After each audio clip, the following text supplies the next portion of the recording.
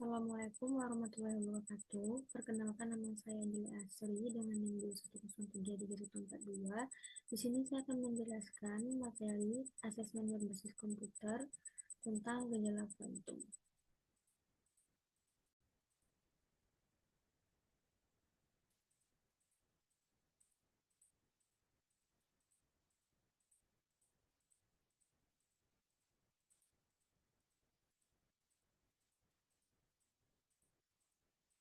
Nah, di sini asesmen yang sudah saya buat.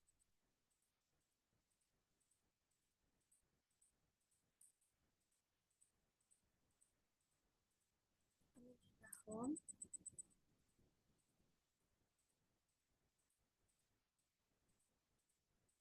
Nah, di bagian home ini terdapat 8 menu.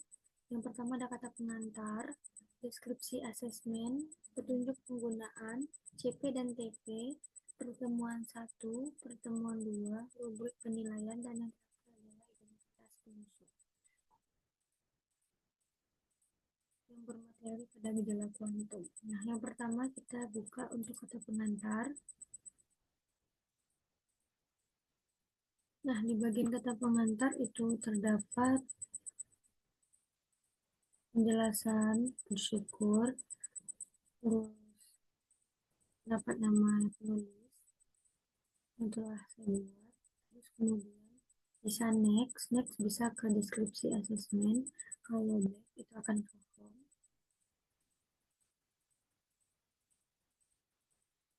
home, next. Nah, di sini terdapat deskripsi asesmen. Asesmen pada materi gejala kuantum dirancang untuk mengukur tingkat pemahaman konseptual sampai keterampilan abad ke-21, yaitu deskripsi asesmen pada materi gejala kuantum. Selanjutnya kita kembali ke home, bisa klik deskripsi asesmen atau home yang ada di bawah sini. Ke back itu akan ke kata pengantar yang tadi.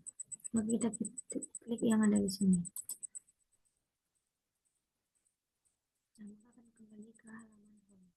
Selanjutnya itu ada petunjuk penggunaan.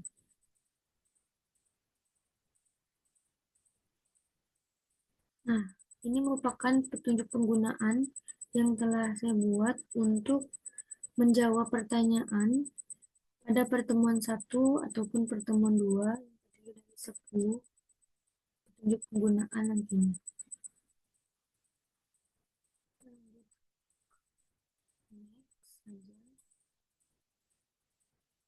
Kita akan ke CP dan TP. Nah, ini merupakan capaian pembelajaran pada materi gejala kuantum dan tujuan pembelajaran. Di sini terdapat 5 tujuan pembelajaran pada pertemuan pertama. Nah, ini 5 tujuan pembelajaran pada pertemuan kedua. CP dan TP. Selanjutnya kita kembali ke home. Selanjutnya setelah CP dan TP, kita ke pertemuan 1. Di pertemuan 1, ini juga dituliskan kembali itu tujuan pembelajarannya yang dan menjelaskan keterbatasan fisika klasik. Yang kedua, mendeskripsikan konsep radiasi benda hitam serta menafsirkan makna konstanta Planck dalam menjelaskan energi radiasi. Yang ketiga, menjelaskan konsep dasar efek fotolistrik berdasarkan teori kuantum melalui ilustrasi atau contoh peristiwa fisis. Yang keempat, menganalisis hubungan antara energi foton, frekuensi cahaya, dan fungsi kerja logam dalam peristiwa efek fotolistrik menggunakan persamaan fisika. Yang relevan. Yang kelima itu menyimpulkan pentingnya efek fotolistrik sebagai bukti awal teori kuantum serta mengaitkannya dengan penerapannya dalam kehidupan dan teknologi seperti sel surya. Nah, di sini pada pertemuan pertama itu terdapat 3 asesmen. Yang pertama ada asesmen diagnostik, yang kedua asesmen formatif, yang ketiga ada asesmen sumatif. satu-satu, tapi ini di link formulir. Nah, nanti setelah diklik, teman-teman klik asesmennya, maka akan muncul ini, asesmen diagnostik dalam bentuk Google Formulir. Nah, teman-teman bisa isi nama lengkap, nanti akan muncul juga pertanyaan sebanyak 5 pertanyaan, terus bisa kirim. Dan di sini terdapat tujuan dari asesmen diagnostik itu sendiri. Selanjutnya yaitu ada asesmen formatif. Ini tampilannya juga sama untuk pertemuan 1, tampilannya itu langsung ke Google Formulir, Google Form. Di sini asesmen formatif sama, ada nama lengkap, kelas, dan di bawahnya itu ada 5 pertanyaan juga, terus bisa dikirim. Yang terakhir ada asesmen sumatif. Nah, asesmen sumatif ini juga sama, ada tujuannya, terus nama lengkap, kelas, dan di bawahnya juga ada soal. Di sini soalnya itu uraian.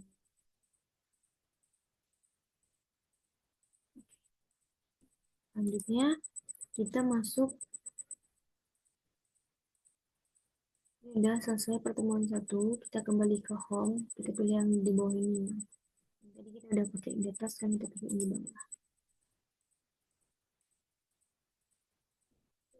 Ke pertemuan kedua, ini pertemuan kedua, kita klik.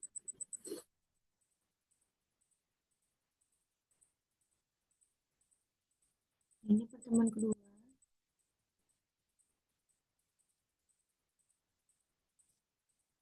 Di pertemuan kedua ini juga terdapat tujuan pembelajaran yang terdiri dari 5 yang sudah ada di bagian capaian pembelajaran dan tujuan pembelajaran tadi.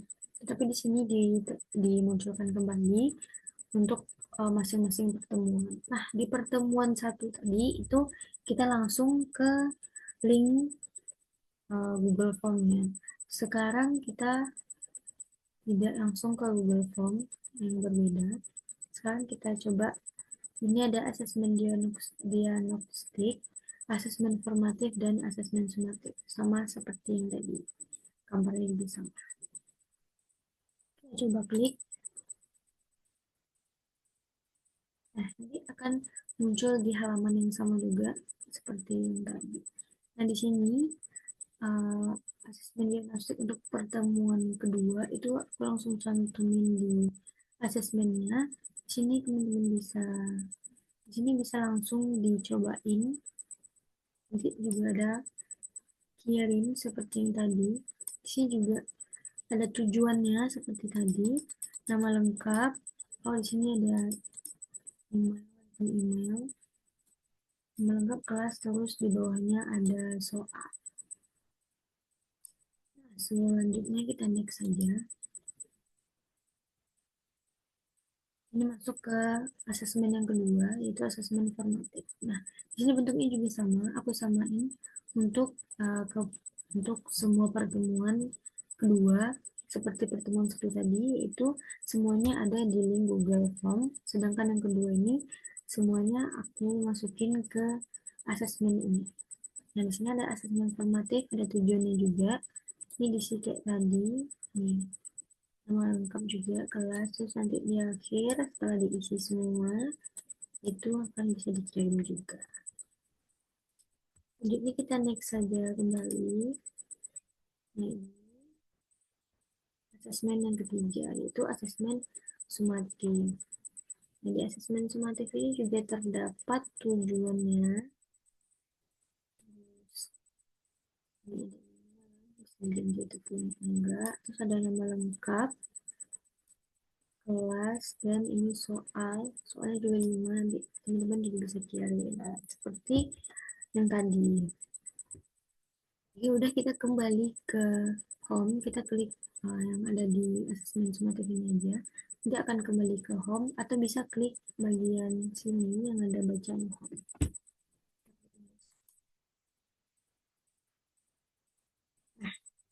setelah pertemuan dua tadi sebelum pertemuan satu, terus pertemuan dua, sekarang kita masuk ke rubrik penilaian pada pertemuan satu, pertemuan dua.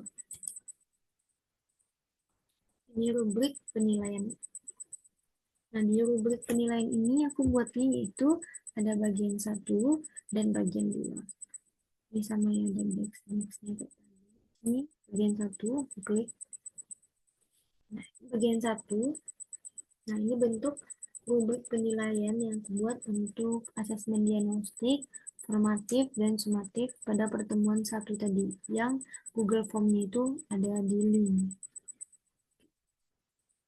Ini bentuknya, ini ada sampai 4 skornya, sedangkan ini ada 2 dan ini ada 4 juga. Ini tentang nilainya. Oke.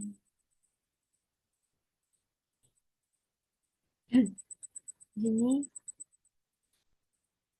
baik, kalau kita back itu akan ke pertemuan 2, sedangkan kalau kita next itu adalah identitas yang terakhir.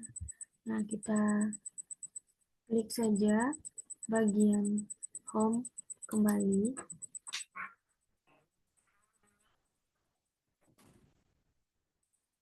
Itu ada, kita ulang lagi untuk penilaiannya. Nah, kita masuk ke bagian 2.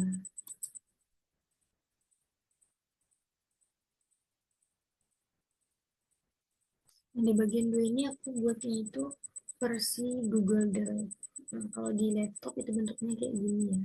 Nggak ada gambar Google Drive-nya, tapi langsung muncul gitu. Nah, ini aku buat untuk sama diagnostik, formatif, dan juga dan menjadi sumatif.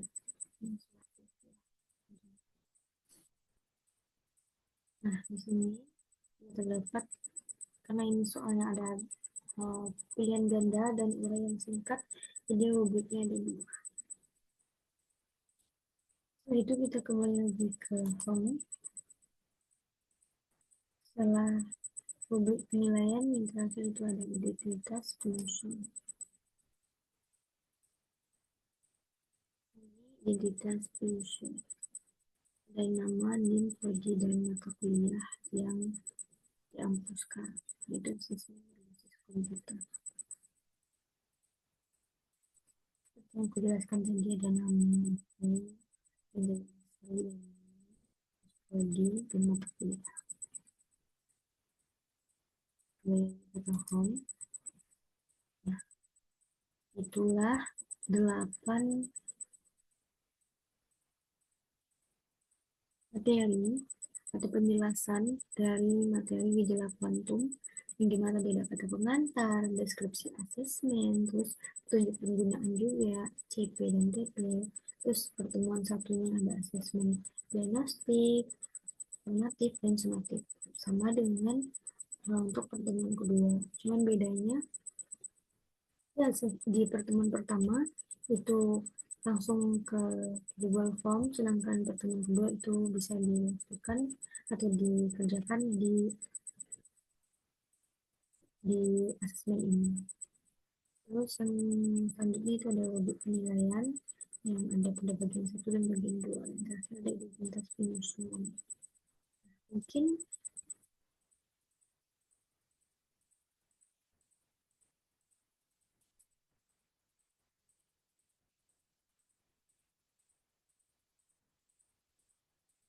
baiklah, mungkin sekian penjelasan dari saya.